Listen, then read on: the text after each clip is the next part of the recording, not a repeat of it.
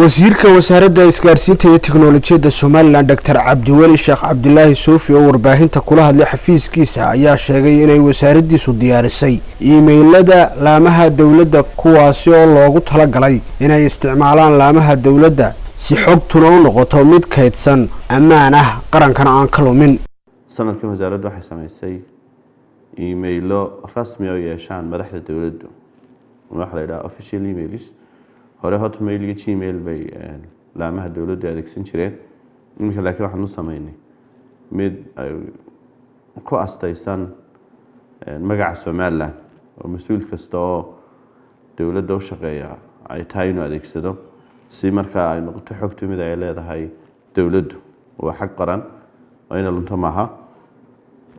manu sameynay badanka laamaha dawladdu iminka way adeegsadaan inta hadhayna waxaan rajeynayaa inay hore u adeegsadaan. Dr. Cabdiweli Sheekh Cabdullaahi Suufi wasiirka wasaaradda isgaarsiinta iyo tiknoolajiyadda Soomaaliland waxa uu intaasi ku daray inay hirgeliyeen dagalka guud ee dawladda. waxa kale oo sameynay mareegaan ugu talagalnay dhammaan laamaha dawladda oo dhan waxaan sameynay 5 website oo ay leeyihiin laamaha dawladda kala duwan oo uu ku jiro mid uu qaranka guud leeyahay isagana kulay meel dhow baan dah ka furi doonaa aanu shaacin doonaa wala diyaariyo waan shaqeynaysaa waxaan noo hirgeliyay. Agasta kalena wasiirku waxa uu sheegay inay ka shaqeeyeen rasmi ka dhigidda bogagga rasmiga ee baraha bulshada ay ku leeyihiin laamaha dawladdu. waxa kale iyaduna noo hirgashay inaanu rasmi ka dhigno ama aanu verification u sameeyno dhammaan pages ay laamaha dawladdu ku leeyihiin social media ama baraha bulshada haday noqoto Facebook iyo Twitter-ka oo iyaduna qayb kamid ah isbeddelka ama transformation-ka ka socda dalka. waxaad la socotaan imka in wararka iyo xogta la isweydaarsanayo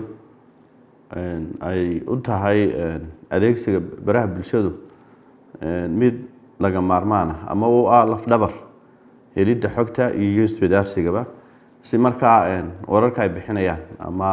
xogaha ay laamaha dawladda iyo hay'adaha kala duwan ay bulshada ay la wadaagayaan in noqoto mid lagu kalsoonaan karo sidoo kale looga hortagi karo wararka been abuurka ee laga sameeyo laamaha dawladda waa inuu noqdo account-ka ama bog uu ku leeyahay baraha bulshadu mid rasmi oo la hubo. marka saddex waji baan u kala qaybinay qaybta hore aan noo dhamaatay qaybta labaad laftigeedu ma fogo iyadana gacantan ku haynaa